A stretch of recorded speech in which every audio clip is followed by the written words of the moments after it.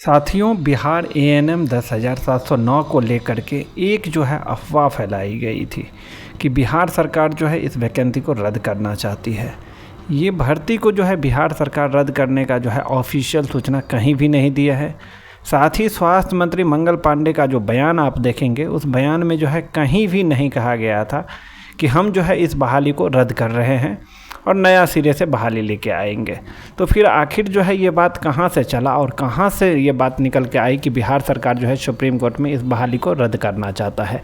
क्योंकि स्वास्थ्य मंत्री मंगल पांडे हो या बिहार स्वास्थ्य विभाग के तरफ से या बिहार तकनीकी सेवा आयोग की तरफ से जो है कहीं भी और कोई भी अधिकारी जो है अभी तक यह स्पष्ट नहीं किया है कि बिहार सरकार जो है नया नियमावली 2025 जो लाया है वो इसलिए लेके आया है कि 2018 और 2023 का जो नियमावली से वैकेंसी आया हुआ था, जो भर्ती पूर्व में चल रहा था, वो भर्ती जो है रद्द करके नया भर्ती जो है ला रहा है। अभी तक जो है ऑफिशियल कहीं भी सूचना नहीं जारी किया गया है और ना ही जो है स्वास्थ्य मंत्री मंगल पांडे के तरफ से जो है कोई भी इस तरीके का बात कहा गया है। आप उस गौर करके उसमें देखेंगे तो उसमें कहा गया है कि एएनएम 10,709 का जो है भर्ती हम पूरा करने जा रहे हैं। अब किस बेसिस पे करने जा रहे हैं उसका जो है स्पष्ट अभी तक वो लोगों ने नहीं बताया है। आपको पता होगा कि सुप्रीम कोर्ट में ये मामला चल रहा है। जब पटना हाईकोर्ट ने इस पे फैसला दिया था कि हाईकोर्ट का जो फैसला था वो matric inter nursing marks basis पर जो है बहाली को जो है पूरा करना था, लेकिन उसके बाद जो है फिर बहुत सारे लोगों ने जो है सुप्रीम कोर्ट का रुख किया। अब जब सुप्रीम कोर्ट का रुख किया तो सुप्रीम कोर्ट का जो रुख किया वो सिर्फ क्वालिफाई स्टूडेंट किया था। बिहार सरकार जो है नहीं गए सुप्रीम कोर्ट, जो पटना हाई कोर्ट का जजमेंट आया। उसके बाद जब सुप्रीम कोर्ट में आप लोगों का केस की सुनवाई होने लगा तो नौकरी किसको देना है? चाहे किसी भी एएनएम को नौकरी देंगे, नौकरी जो है बिहार सरकार देंगे। जब नौकरी बिहार सरकार देंगे तो सुप्रीम कोर्ट ने क्या किया कि बिहार सरकार का पक्ष क्या है, बिहार सरकार क्या तथ्य रखते हैं, उसको जो है नोटिस किया और फिर बिहार सरकार सुप्रीम कोर्ट में एसएलपी के थ्रू गए वहाँ पे। अब वहाँ पे गए हैं तो उसरो जो है बिहार सरकार के जो मनीष कुमार एडवोकेट हैं उनके तरफ से 2025 नियमावली का जो है यहाँ पे लेके आया है और उसको लेकर के जो है उन्होंने बातें कही है।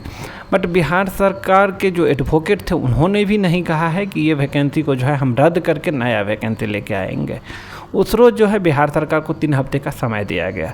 फिर एक समय मिला हम लोगों को 19 तारीख को आप लोग देखे ही कि सुप्रीम कोर्ट में जो है किसी तरीके का कोई सुनवाई नहीं हुआ।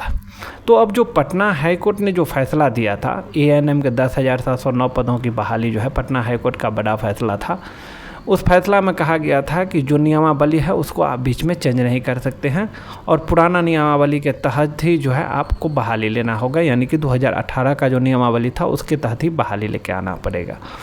और फिर जो क्वालिफाई लोगों नहीं माना, क्योंकि भाई जो क्वालिफाई किए हैं वो लोग का फिर अधिकार जो है वहाँ पे कुछ नहीं बच जाता है, तो उन्होंने सुप्रीम कोर्ट का रुख किया। अब सुनवाई जब होगा तभी स्पष्ट सामने निकल के आएगा कि आखिर जो है बिहार सरकार क्या चाहती है।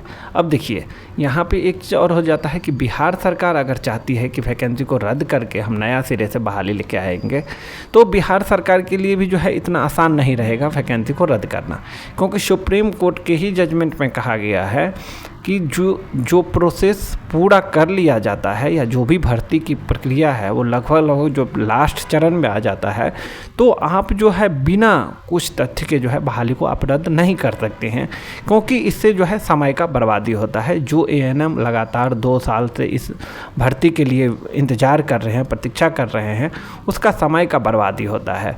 और आप लोगों ने देखे होंगे कि जस्ट अभी बीटीएससी जेई वाला में जो है जस्ट यही आधार पे जो है उन लोगों को जीत मिला है सुप्रीम कोर्ट से। तो लोग बहुत कह देंगे कि बहाली जो है रद्द होने वाला है, बहाली तुरंत रद्द हो जाएगा, यहाँ पे जो है बिहार सरकार का एडवोकेट बोलेंगे और बहाली रद्द हो जाएगा। तो वैसा नहीं, बिहार सरकार का एडवोकेट यहाँ पे क्या अपना पॉइंट ऑफ व्यू रखते हैं ये जानना जज साहब के लिए बहुत ज़रूरी है। और इसीलिए बिहार सरकार का एडवोकेट का जो पक्ष है वो बहुत महत्वपूर्ण है और उसको जो है बखूबी बिहार जज साहब जो है माननीय सुप्रीम कोर्ट के जो जज साहब रहेंगे वो अच्छे तरीके से देखेंगे कि आखिर बिहार सरकार इस भर्ती को किस बेसिस पे पूरा करना चाहती है।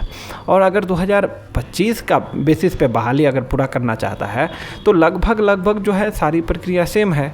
तो 2025 के हिसाब से भी अगर यहाँ पे बहाली पूरी होती है तो क्वालिफाई जो कैंडिडेट किए हैं वो तो ऑलरेडी जो है 2025 नियमावली हो या 2023 नियमावली, दोनों में एग्ज़ाम है और एग्ज़ाम पास करके ही गए हैं।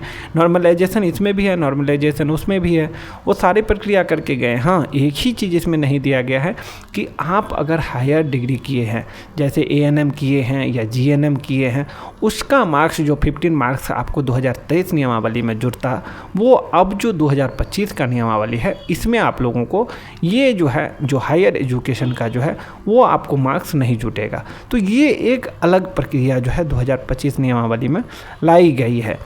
लेकिन आप जो सुनवाई होगा, कल की जो सुनवाई है लगभग जो है 16 नंबर पे हम लोगों का केस लिस्ट है, तो कल की जो सुनवाई है वो भी आप लोगों को बहुत जल्द जो है स्टार्ट हो जाएगा। मिनिमम 11:30 से 12 के बीच में आप लोगों का केस की सुनवाई स्टार्ट हो जाएगा। और कल का दिन आप सभी के लिए जो है बहुत महत्वपूर्ण होगा, क्योंकि जितने भी लोग चाहे 32,000 के पहले आप देखे होंगे कि बहुत सारे लोग जो है 32,000 को जॉब दिलाने के चक्कर में थे, अब जो है 8,791 कैंडिडेट को ही जॉब ना हो इसके पीछे पड़ गए हैं। तो आखिर जो है या 32,000 को होगा या 8,791 का होगा। देखिए, नौकरी जो है सिर्फ और सिर्फ बिहार सरकार को देना है, तो इसीलिए सुप्रीम कोर्ट जो है बिहार सरकार का पॉइंट ऑफ व्यू विदाउट लिए यहाँ पे जो है जजमेंट नहीं देगा। इसीलिए बिहार सरकार के जो एडवोकेट बोलेंगे उनकी बातों को जो है बहुत अहमियत दिया जाएगा। अब देखना होगा कि बिहार सरकार जो है किस बेसिस पे भर्ती को जो है पूरा करवाना चाहती है, समझे ना। जिस हिसाब से बिहार सरकार वहाँ पे बोलेंगे, और मैं एक ही चीज़ कहता हूँ आप सभी क्वालिफाइड सिस्टर से कि बिहार सरकार के एडवोकेट अगर यहाँ पे कुछ बोलते हैं तो हम लोग जो इतना दिन से लगातार मेहनत किए हैं और हम लोगों के तरफ से जो यहाँ पे एडवोकेट रहेंगे, जो सीनियर एडवोकेट रहेंगे, फिर वो लोग क्या करेंगे, वो लोग भी तो हम लोगों का पक्ष रखेंगे ना। अगर वो कुछ गलत बोलते हैं या कुछ अलग तरीके से ये भर्ती को ले जाना चाहते हैं तो हमारे एडवोकेट तो वहाँ पर रहेंगे डिफेंड करने के लिए।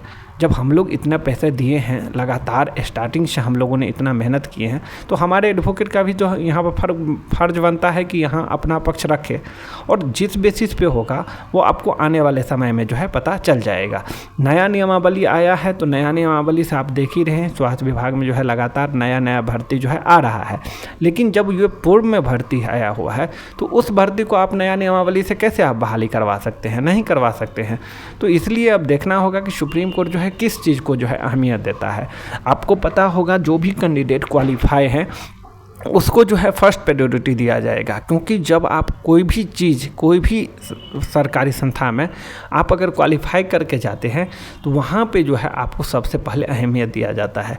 और आपको पता ही होगा कि अब जो है सभी कंपटीशन में मार्क्स बेसिस जो है लगभग सारा जगह पे अब बंद कर दिया गया है। तो अब कोई भी भर्ती जो पूरी होगी वो मार्क्स बेसिस पे बिल्कुल भी नहीं होगी। और बिहार सरकार यहाँ पे क्या चाह रहा है, क्योंकि सुप्रीम कोर्ट का ही एक जजमेंट है कि कोई भी चीज़ को जो है आप बीच में नियमावली को चेंज नहीं कर सकते हैं।